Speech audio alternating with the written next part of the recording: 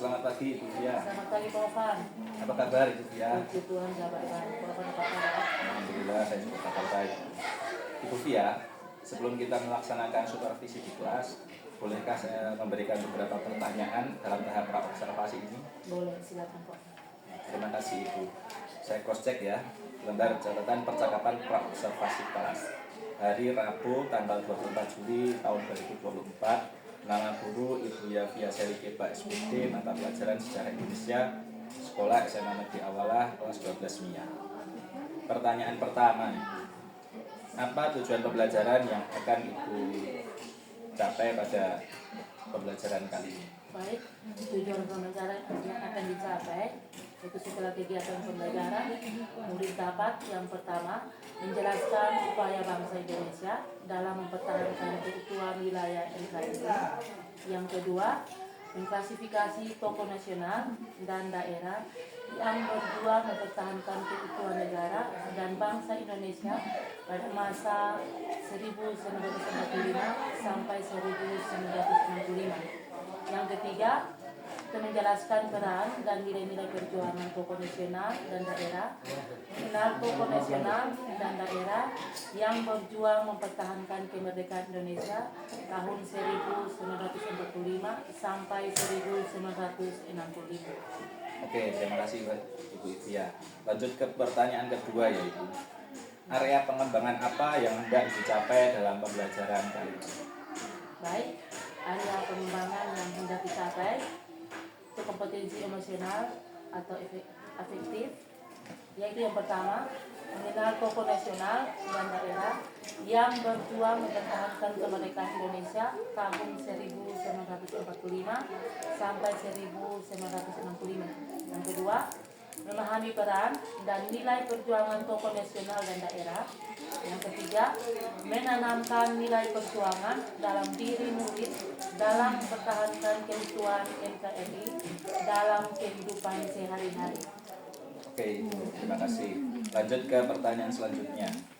Strategi apa yang disiapkan dalam pembelajaran kali ini? Strategi yang disiapkan yaitu cooperative learning. Yang pertama yaitu kelompok heterogen. Yang kedua, diskusi dan menjawab. Yang ketiga, menanamkan nilai perjuangan dalam kehidupan sehari-hari.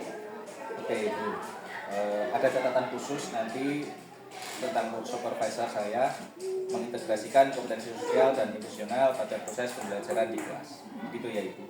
Disepakati bersama atas nama saya sendiri, Ovan Sofyan SPDGR sebagai supervisor, kemudian Ibu Yafia Selikepa SPD sebagai guru. Kita sepakat ya Ibu ya. Dan tanda tangan.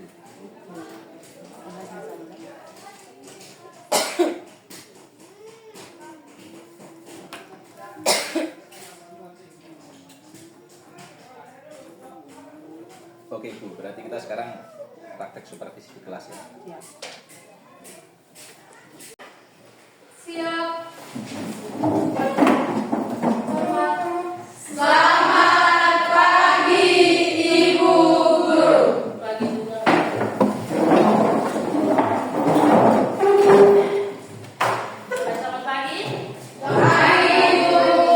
Ada semangat? Coba.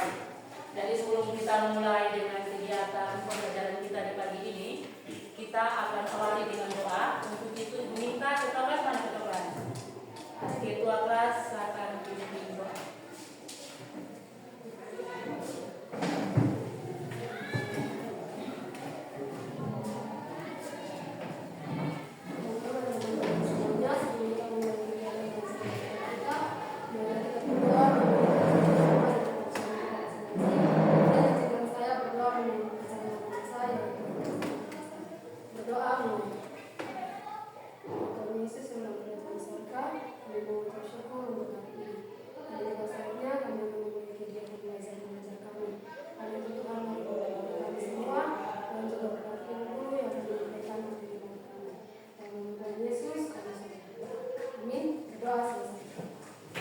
Terima kasih.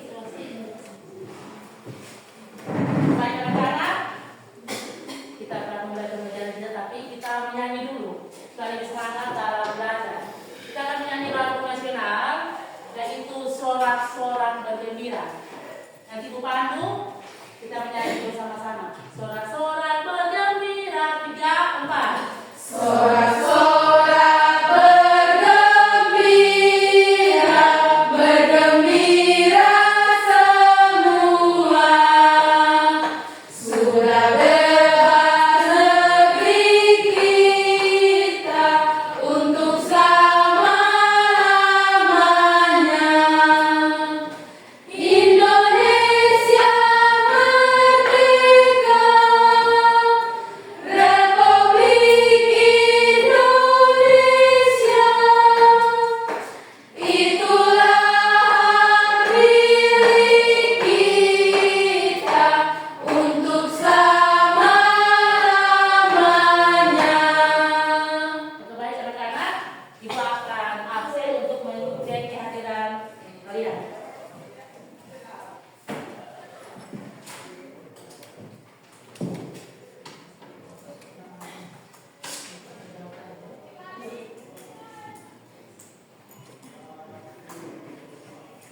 Alvaro Yunus Mule, Aprianti Aka, Cindy Duka,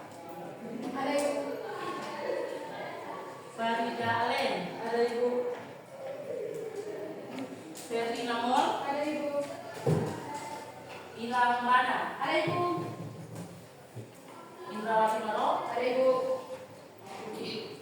Dilo Mule, Nakosi Duka, Edi Dael, Mili, Norce Alela, Obo Anis, Orpa Mui, Rahel Abo, Rifka, Rosi, Sonia Deli,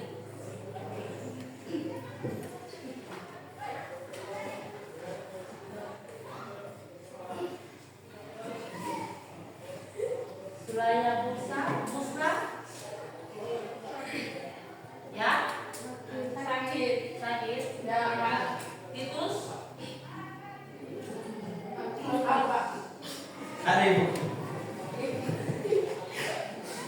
Divina, Yakob, mana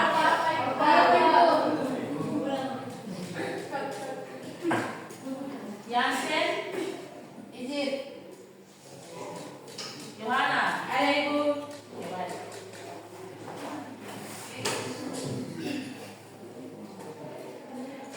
Jadi anak-anak, materi kita hari ini tentang perjuangan bangsa Indonesia mempertahankan integrasi.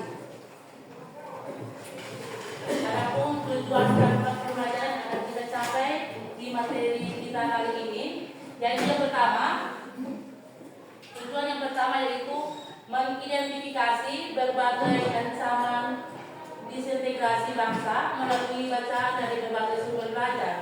Yang kedua, yaitu mengolah informasi tentang berbagai ancaman disintegrasi bangsa. Yang ketiga, yaitu tentang mengolah informasi tentang upaya bangsa Indonesia dalam menghadapi ancaman disintegrasi.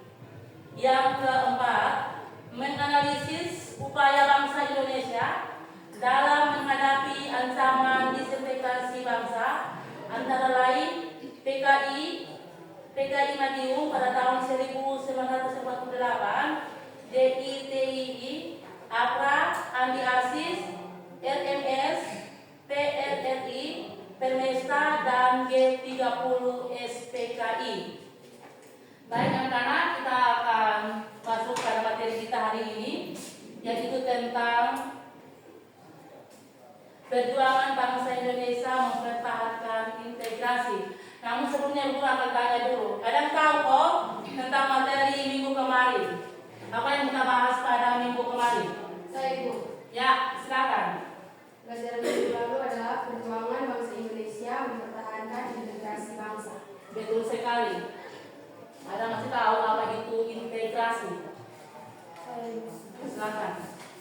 Integrasi adalah kesatuan dua bentuk. Ya, jadi integrasi adalah suatu kesatuan. Itu pengertian dari integrasi. Baik anak-anak, kali ini kita akan belajar tentang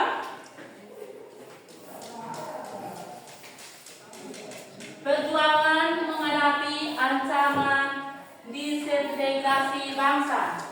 Sebelum Ibu menjelaskan tentang disintegrasi bangsa, Adam tahu apa itu disintegrasi? Sebelum Ibu menjelaskan, Adam tahu apa itu disintegrasi? Baik. Silakan. Apa itu disintegrasi? Disintegrasi adalah pemecahan bangsa.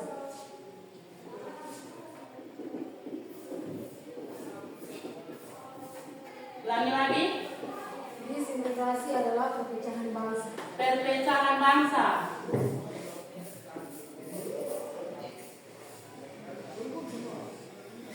Ada yang lain dong? Saya Ibu. Silakan. Disintegrasi adalah keadaan terpecah belah. Keadaan Terpecah belah.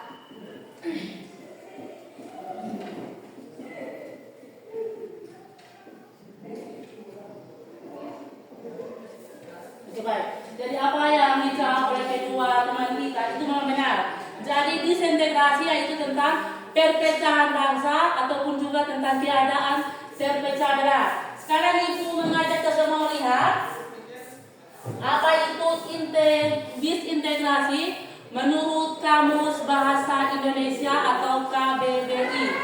Kita akan lihat dia punya pengertian dari disintegrasi. Jadi menurut Kamus Besar Bahasa Indonesia dia menyatakan bahwa disintegrasi adalah sebagai keadaan tidak bersatu padu, keadaan terpecah belah atau hilangnya keutuhan atau persatuan perpecahan. Itu pengertian dari disintegrasi. Jadi disintegrasi yaitu keadaan yang terpecah belah. Jadi kita harus dapat ketahui bersama setelah bangsa Indonesia memproklamirkan kemerdekaan Indonesia pada tahun berapa tuh? Indonesia merdeka pada tahun berapa? 1945. Mari semua menjawab yang tahu silakan angkat tangan. Pada tahun berapa Indonesia memproklamirkan kemerdekaan Indonesia? Yang bisa angkat tangan dan jawab, jangan rame-rame. Pada tahun berapa tuh? Silakan. Yohana, tanggal berapa?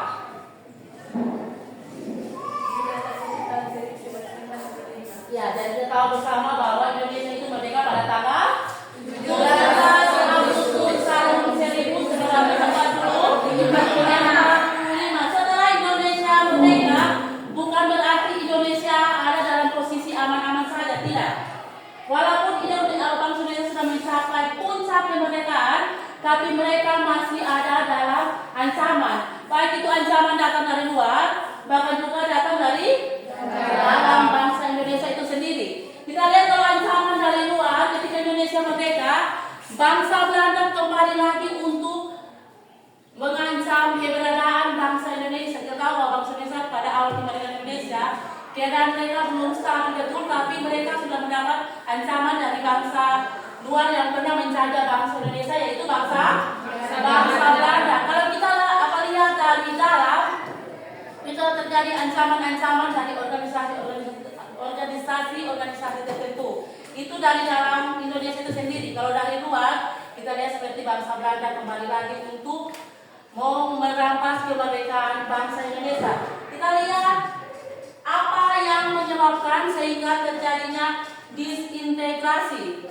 Ada beberapa hal yang mengakibatkan terjadinya disintegrasi. Yang pertama, apa tuh? Sebab internal. Yang kedua? Sebab kultural. Yang ketiga? Sebab struktural. Yang keempat? Perbedaan ideologi. Ya. Yang kelima? Ketimpangan demografi. Yang keenam? Sebab perbedaan ideologi. Ya. Yang ketujuh? Yang ketujuh? Perbedaan ideologi. ketimpangan demografi. Hal-hal inilah yang menyebabkan terjadinya apa tuh? Perpecahan. Mengapa sehingga hal itu terjadi? Kita tahu bersama bahwa bangsa Indonesia dan negara Indonesia merupakan daerah kepulauan. Terdiri dari apa saja tuh? Bangsa yang bisa dikatakan sebagai bangsa yang majemuk. Kenapa sehingga dikatakan sebagai bangsa majemuk? Ya, karena bangsa ini terdiri dari beraneka ragam. Apa saja aneka ragamnya? Yang pertama, berbeda suku apa lagi? Apa lagi?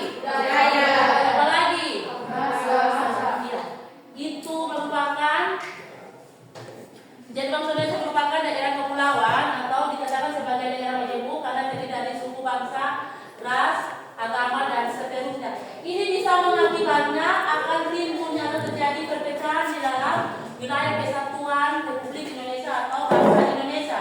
Karena tadi keragaman itu, jadi orang bisa memanfaatkan keragaman yang ada untuk memecah belakan kita punya wilayah NKRI atau Kesatuan Negara Republik Indonesia. Itu sebab-sebab yang terjadi. Kita lihat di sini, sebab yang paling menonjol yaitu tentang ketimpangan geografis geografis. Karena kita lihat bahwa kita bisa membandingkan bagaimana pembangunan di wilayah Jawa dengan yang ada di daerah Papua sana. Itu sangat berbeda. Itu bisa membuat orang-orang yang berada di daerah Papua bisa merasa cemburu dengan keberadaan yang ada. Karena itu tadi, karena daerah geografis susah dijangkau, itu bisa membuat mereka bisa menaruh kecurigaan mereka atau cemburu mereka terhadap orang-orang yang ada di Pulau Jawa. Untuk baik anak-anak, kita akan lanjut dengan materi kita. Berikutnya kita akan lihat tentang berbagai pergolakan di dalam negeri yaitu terjadi pada tahun 1948 sampai 1965. Jadi sejarah pergolakan dan konflik yang terjadi di Indonesia selama masa tahun 1948 sampai 1995 akan dibagi ke dalam 3 bentuk pergolakan. Yang pertama kita lihat di sini.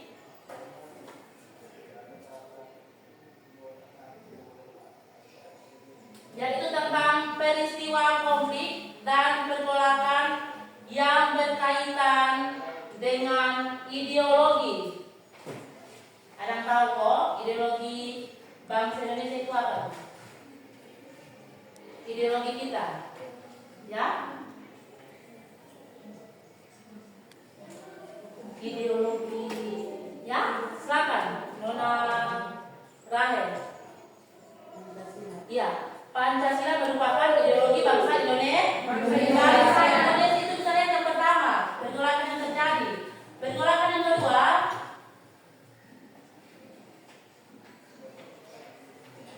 ya itu tentang apa tuh? Peristiwa konflik dan pergolakan terkait dengan perbandingan. Jadi itu yang kedua tentang peristiwa konflik dan pergolakan yang berkait dengan kepentingan. Di situ kita bisa lihat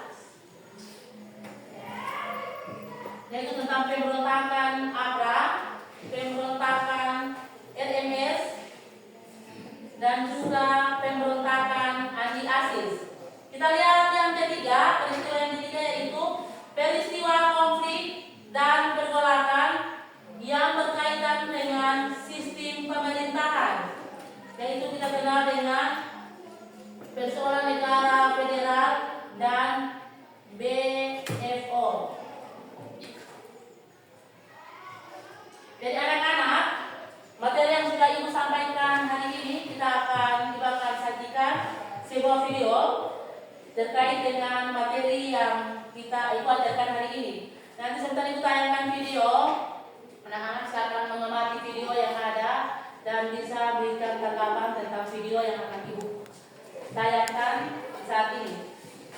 Bisa toh? Bisa. Oke, baik. Ibu minta kalian semua fokus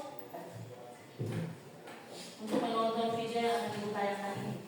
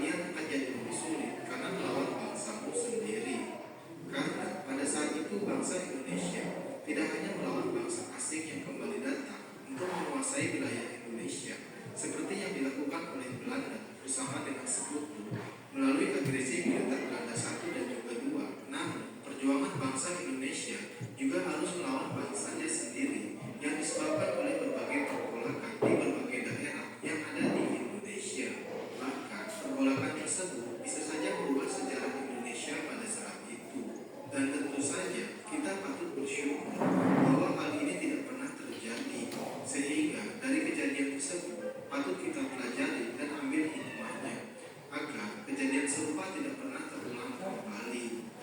Maka dari itu, sebagai generasi penerus bangsa, kita jangan pernah sekali-sekali melupakan sejarah, terutama sejarah perjuangan dari bangsa Indonesia.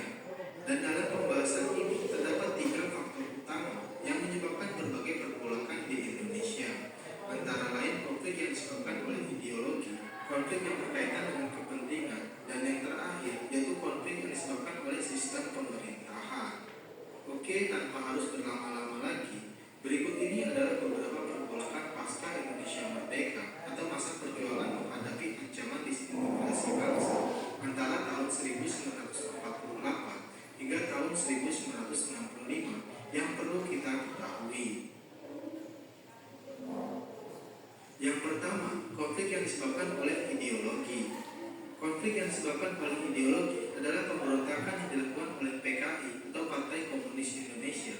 Kemudian ada juga pemberontakan DITI atau Darul Islam, Negara Islam bersama dengan Tentara Islam Indonesia. PKI atau Partai Komunis Indonesia merupakan salah satu partai tertua yang pernah berdiri di Indonesia. Hal ini dibuktikan sejak zaman pergerakan nasional. Partai PKI ini sempat menjadi ancaman bagi pemerintah kolonial Belanda dan akhirnya dibekukan pada tahun 1926. Dan ketika Indonesia merdeka, Partai Komunis ini kemudian kembali eksis dan sempat bergabung dalam tubuh pemerintahan Indonesia. Namun, ketika PKI tidak lagi mendapatkan dukungan, mereka kemudian bergerak dan juga bergabung dengan FDR atau Front Demokrasi Rakyat yang dipimpin oleh Amir Syarifuddin. Musuh selaku pemimpin PKI saat itu bercita-cita untuk merubah ideologi bangsa Indonesia, yaitu Pancasila, menjadi ideologi kebangsaan mereka, yaitu ideologi komunis. Sehingga PKI yang pada saat itu merasa sudah waktunya untuk bergerak. Kemudian mereka pun melakukan berbagai macam aksi pemogokan kerja dan juga demonstrasi mulai dari buruh hingga para petani. Tentu saja hal ini tidak bisa dibiarkan begitu saja karena bisa mengancam kestabilan negara pada saat itu. Terlebih PKI pada saat itu memang bergerak dari kaum buruh dan juga para petani.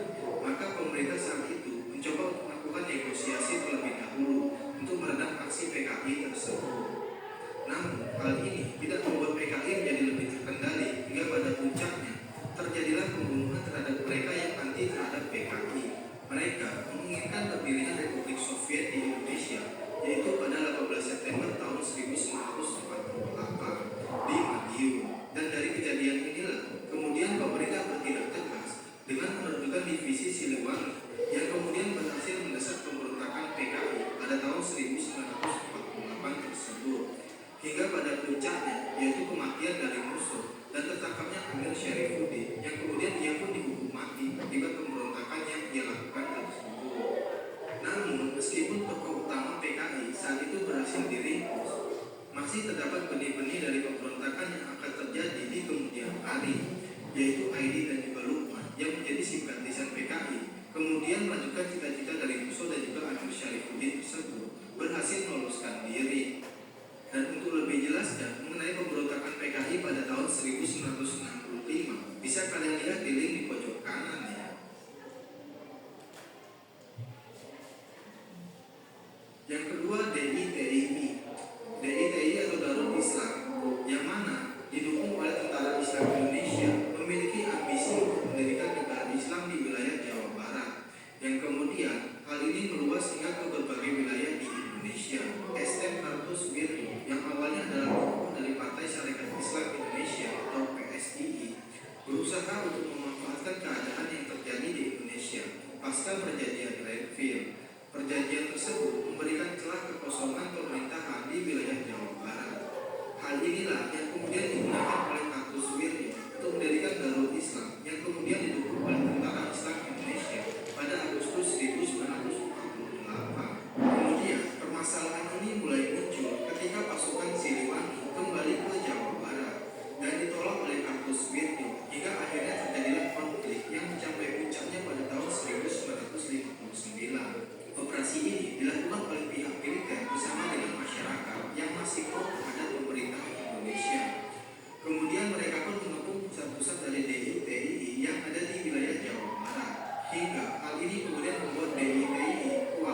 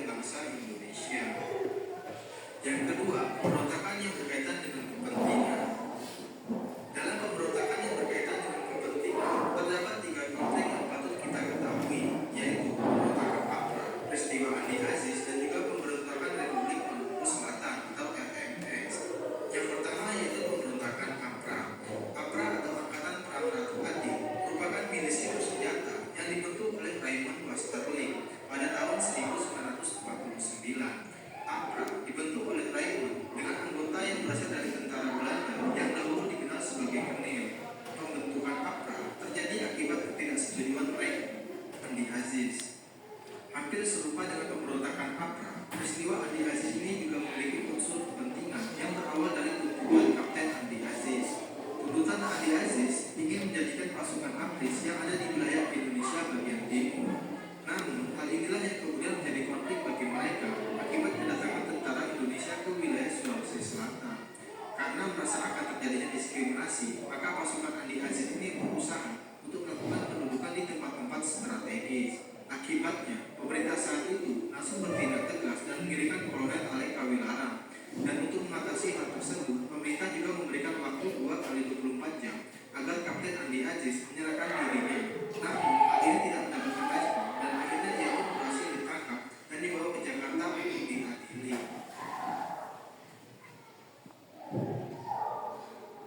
Oke, baik anak-anak, dari video yang Ibu tayangkan tadi, kira-kira apa yang kalian tangkap dari video tadi? Atau apa hikmah yang kalian dapat dari video yang sudah Ibu tayangkan tadi? Sesama materi kita hari ini. Ada bisa? Ada mau menanggapi? Ya, silakan.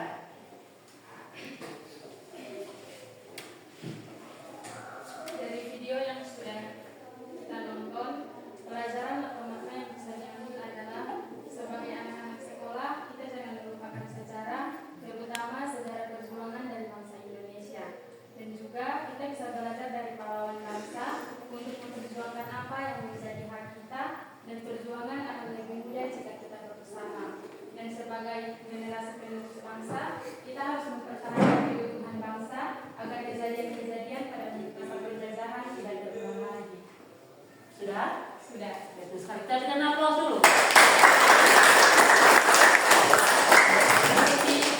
Ada pertama pernah bilang, jangan sekali-kali melupakan sejarah atau sering terkenal dengan jas merah. Mengapa demikian? Kita mau bagaimanapun atau keadaan dunia seperti apapun, kita harus ingat kalau kita pernah ada di situasi seperti itu. Jadi memang ada perjuangan para tokoh-tokoh atau para pahlawan itu untuk memperjuangkan kemerdekaan itu tidak gampang ya.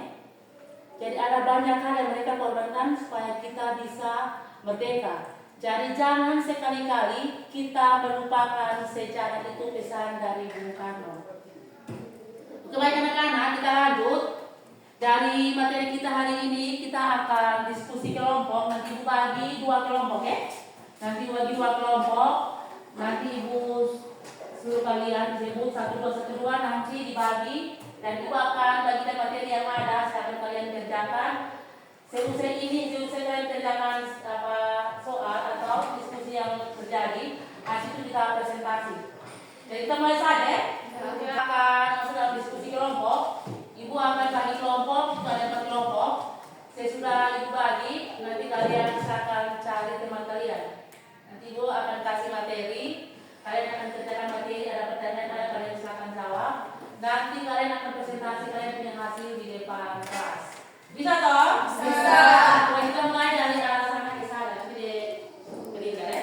Mulai dari ketua kelas, silakan. 1, 2, 3, 4, 1, 2, 3, 4, 1, 2, 3, 4, 1, 2, 3, 4, 1, 2. 3, 4. Oke baik, silakan cari pasangan kalian masing-masing.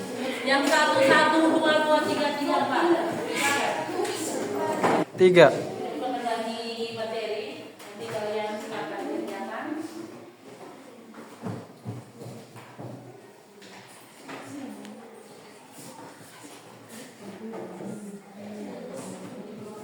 Ya, silakan kerja.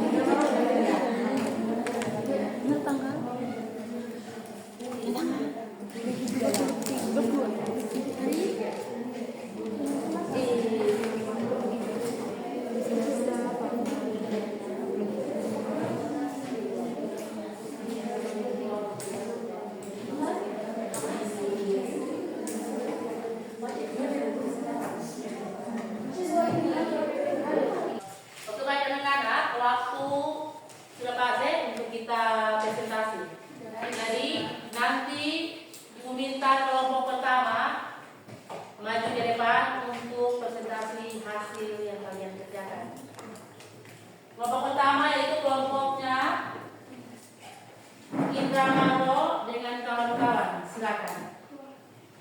Dan yang maju Indra dengan Ronaldinho.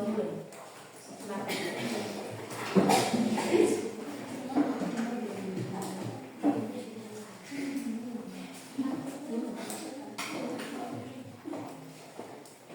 Terima kasih atas kesempatan yang diberikan kepada kami. Kami perwakilan dari kelompok 1 yang akan mempresentasikan hasil diskusi kami.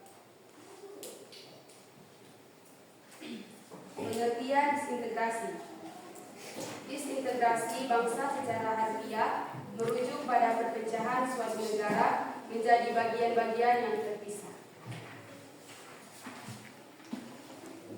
Penyebab yang pertama adalah penyebab internal. Hal ini berhubungan dengan kepribadian rakyat di suatu negara. Yang kedua adalah penyebab kultural, yang berkaitan dengan pandangan menilai, mental, serta perilaku masyarakat.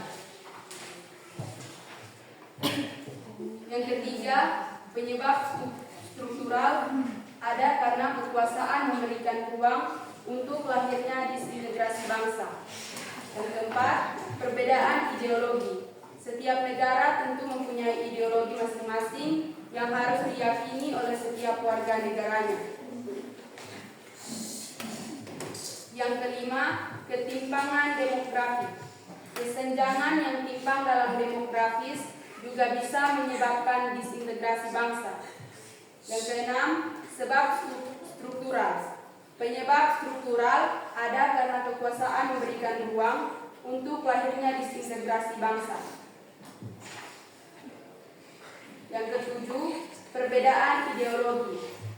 Setiap negara tentu mempunyai ideologi masing-masing yang harus diyakini oleh setiap warga negaranya. Yang kedelapan, ketimpangan demografi. Kesenjangan yang timpang dalam demografis juga bisa menjadi atau menyebabkan disintegrasi bangsa. Jika ada pertanyaan, kami memberikan kesempatan. Apa saja faktor yang dapat menghambat integrasi nasional? Baik, saya akan menjawab.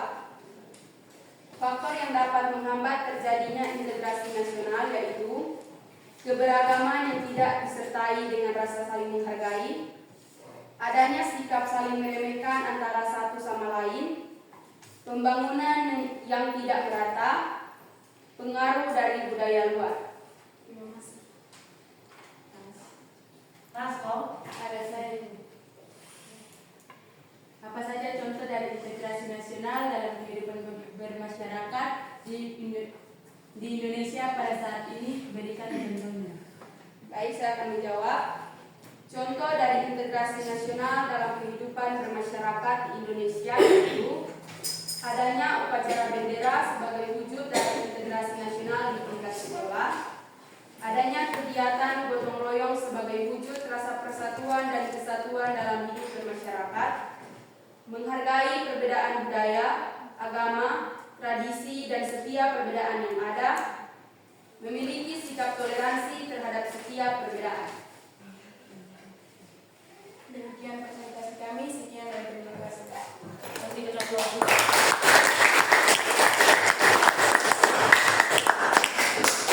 Terima kasih untuk kelompok 1 yang sudah mempresentasikan hasilnya. Kita masuk pada kelompok yang kedua. Silakan. Nona Rosti Adam dan juga Gilang Yohana Bana.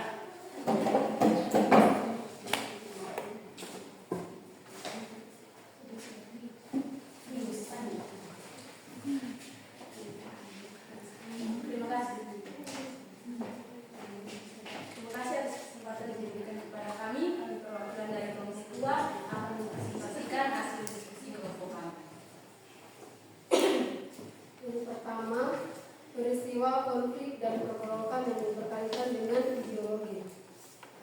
Termasuk dalam kategori ini adalah pemberontakan PKI Madiun, pemberontakan DI atau TII, dan peristiwa G30 SPKI. Sedangkan pemberontakan DI dan TII berlangsung dengan membawa ideologi agama.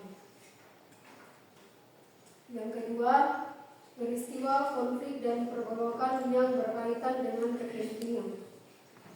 Termasuk dalam kategori ini adalah pemberontakan, APRA, RMS, dan anti-ASIS.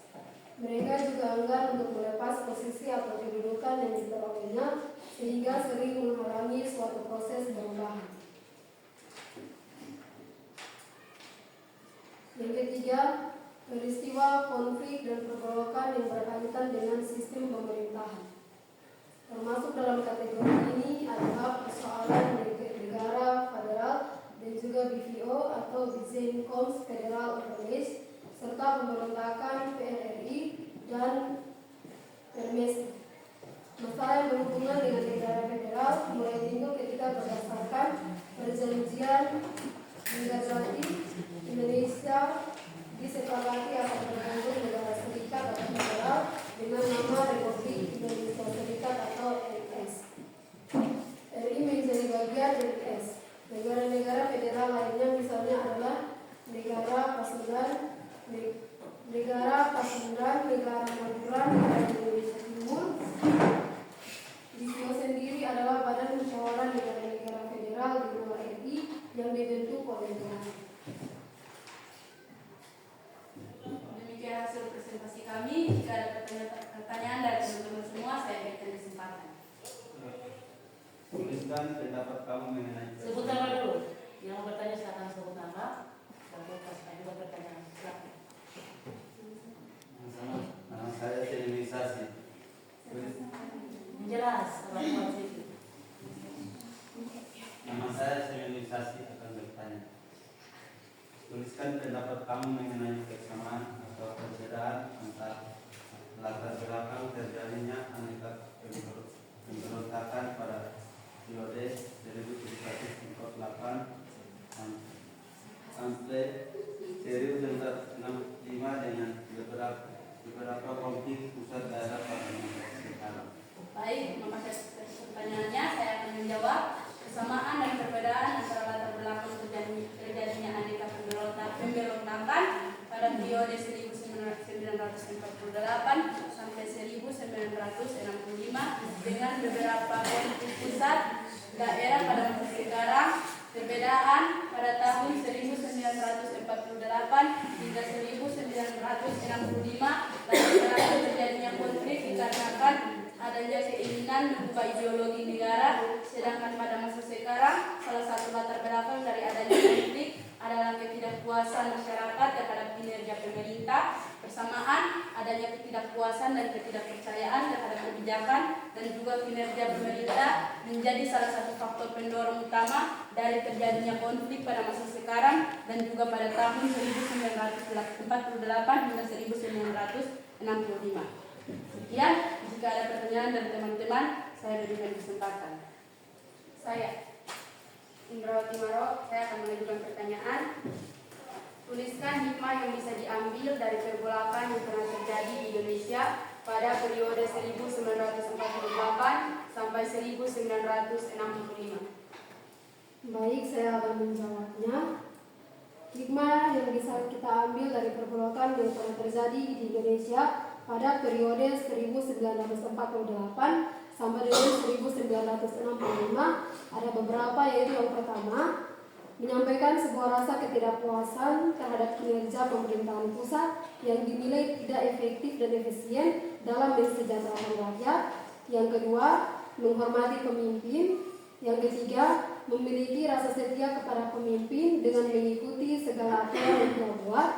Yang keempat, perjuangan dan tekad yang besar sangat diperlukan untuk mewujudkan keinginan yang tinggi. Yang kelima, belajar untuk mendengarkan dan menghormati usulan dari orang lain sehingga mengubah hal yang negatif menjadi positif. Yang keenam, jangan memaksa kehendak dalam berdemokrasi. Yang ketujuh, berlapang dada dan saling menjaga toleransi adalah cara terbaik. Yang kedelapan, persatuan negara dimulai dengan kepercayaan dan pemerintahan. Yang kesembilan, tidak berbuat pengaruh dalam masyarakat. Yang kesepuluh, hubungan antara pemerintah rakyat harus terjalin dengan jelas. Sekian hasil presentasi kami. Terima kasih. Dan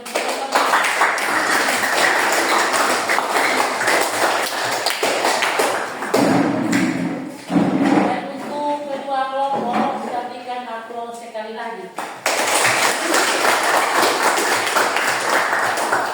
Dan terima kasih anak-anak yang sudah ikut berpartisipasi dalam pengajaran kita hari ini.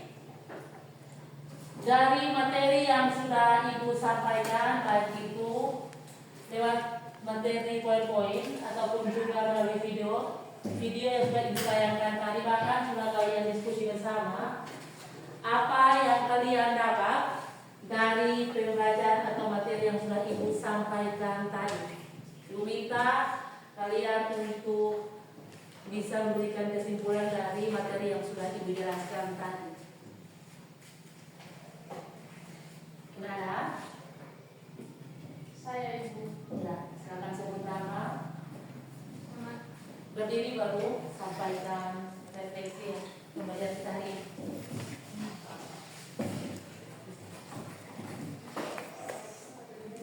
Saya Neti Dael. Kesimpulan yang bisa kita ambil dari pelajaran hari ini adalah kita sebagai anak-anak sekolah yang menjadi generasi penerus bangsa harus menghargai perjuangan para pahlawan dengan tidak melupakan sejarah dan rajin belajar. Terima kasih. Kita berikan aplaus dulu.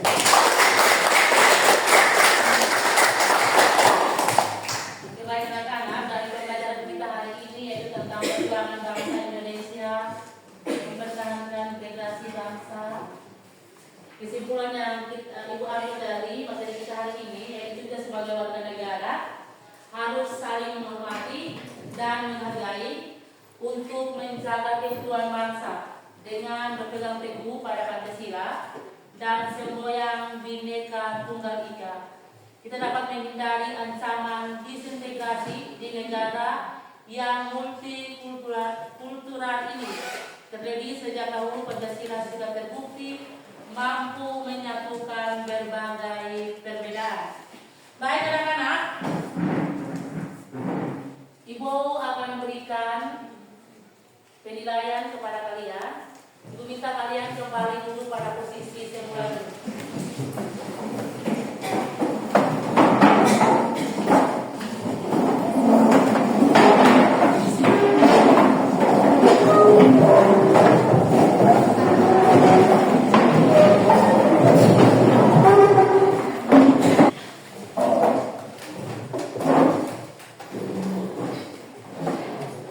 Ibu akan bagi soal, nanti kalian silakan isi, menjawab pertanyaan yang ada, nanti kalian kumpulkan kembali ke sini.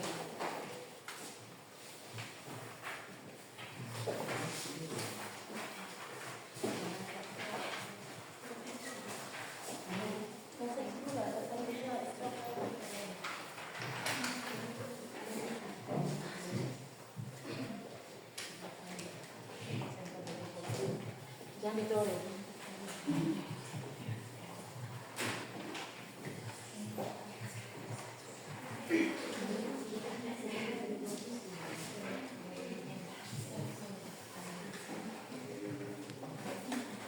Ya.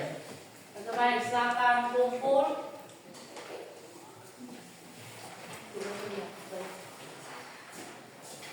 Jangan dikumpulkan. Gimana misalnya?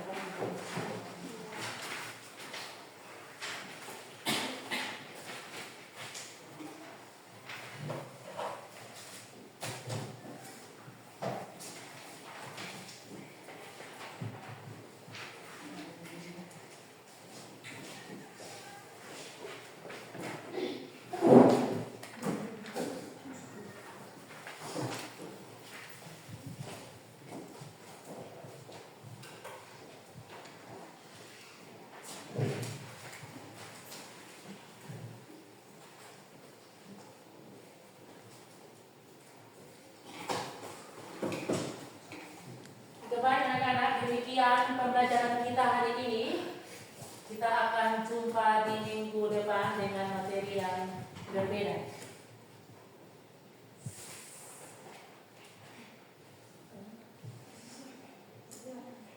Ya. Oke, baik, terima kasih. Kemudian pembelajaran kita hari ini kita akan lanjut di minggu yang akan datang. Dari kita sudah awali kegiatan belajar kita dengan doa, kita akan akhiri kegiatan pembelajaran kita hari ini dengan doa juga. Untuk itu Ibu minta kesediaan Nona Yohana pimpin kita dalam doa.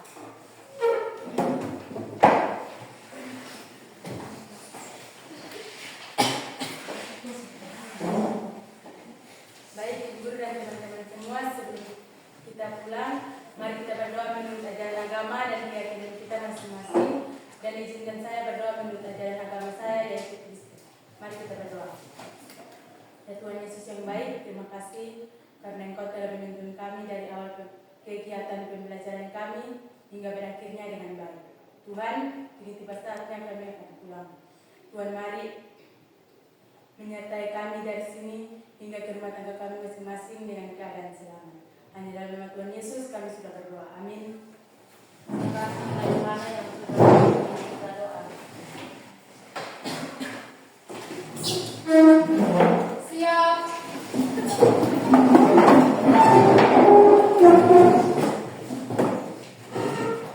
Hormat.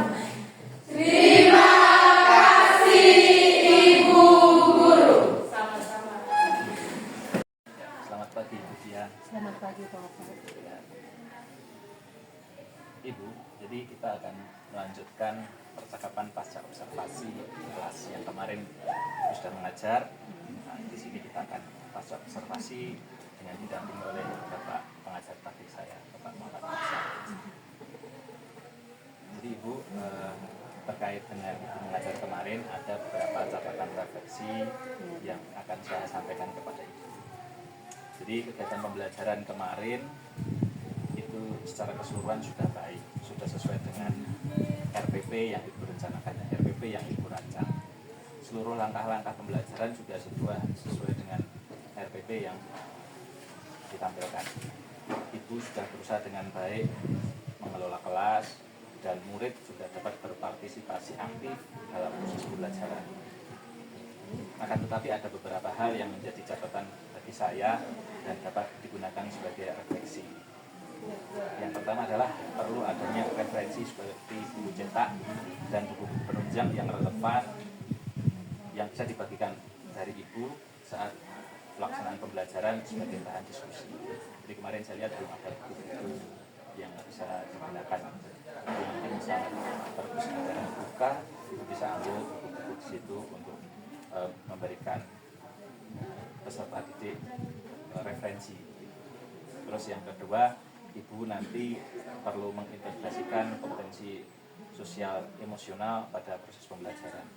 Jadi kebetulan juga sementara Ibu ada PPG tahap 2, jadi Ibu sudah belajar banyak tentang kompetensi sosial emosional. Nanti mungkin Ibu bisa masukkan ke situ. Itu terkait dengan refleksi yang saya amati. Lalu di sini akan saya tanyakan beberapa pertanyaan terkait pasca observasi kelas kemarin. Apa yang menjadi hambatan atau kendala Ibu saat proses pembelajaran? Yang menjadi kendala adalah pertama itu dalam mengkondisikan murid. Karena murid sempat kurang terima saat pembelian kelompok. Padahal pembelian sudah sesuai dengan prosedur yang itu secara acak. Dan kendala yang kritik lagi terkait dengan masalah waktu. Mungkin kondisi dengan anak-anak juga kadang-kadang anak-anak dengan yang punya karakter masing-masing, bagaimana kita harus mengatur mereka sedemikian supaya mereka bisa lebih tertib. Nah, itu juga bisa menjadi kendala yang saya seperti itu. Terima kasih. Jadi dua itu yang menjadi hambatan dan kendala Ibu dalam proses pembelajaran. Lalu pertanyaan selanjutnya Ibu, apakah Ibu sudah puas dengan pembelajaran kemarin di kelas? Ya, baik, menurut saya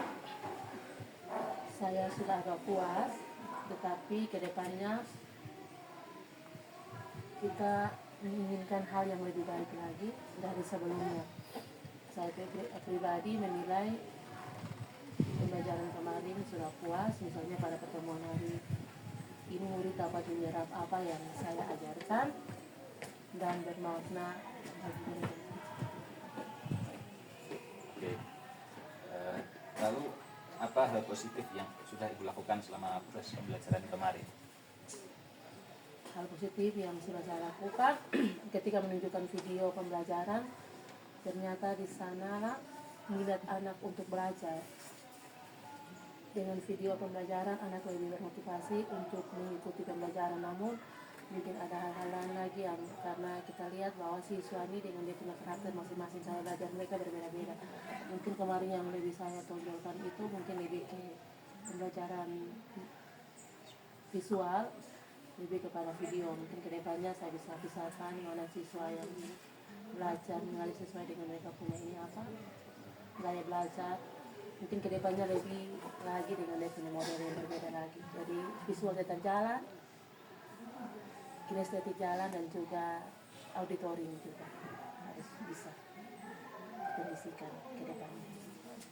Oh iya, terima kasih banyak Ibu. Jadi itu yang hal positif Ibu sudah dapatkan selama proses pembelajaran ya. Selanjutnya Ibu, apa yang ingin Ibu rubah pada pertemuan selanjutnya Ibu? Untuk pertemuan berikutnya, hal yang ingin saya rubah, saya akan mempersiapkan bahan ajar semenarik mungkin supaya dapat menciptakan pembelajaran yang menyenangkan dan berpihak pada murid. Ada tambahan lain Ibu mungkin terkait tadi Ibu singgung proses pembelajaran ke depan menggunakan gaya belajar murid berdiferensiasi emosional. Mungkin lebih kepada persiapan, kalau untuk yang kinestetik kan kita harus persiapan dia punya bahannya. Mungkin di sini mungkin banyak bahan yang harus lebih dipersiapkan lagi supaya saat pembelajaran itu mungkin semua bisa berjalan dengan baik. Oh, terima kasih banyak Ibu. Jadi mungkin dari percakapan ini rencana tindak lanjut yang mungkin ke depan bisa Ibu lakukan sudah rangkum. Yang pertama adalah memperbaiki kegiatan-kegiatan yang belum terlaksana dengan maksimal begitu ya. Nanti akan Ibu sesuaikan dengan gaya belajar para murid, ada auditori, kemudian visual, dan ada kinestetik. Mungkin kemarin baru audio dan visual, tapi ke depan mungkin Ibu akan lebih memperbaiki kegiatan-kegiatan itu. Terus yang kedua, supaya ke depan dapat terus menciptakan pembelajaran yang inovatif dan juga berpihak pada murid. Itu tadi yang saya ambil dari refleksi tentang pasca observasi kelas kemarin. Mungkin itu saja yang dapat saya sampaikan.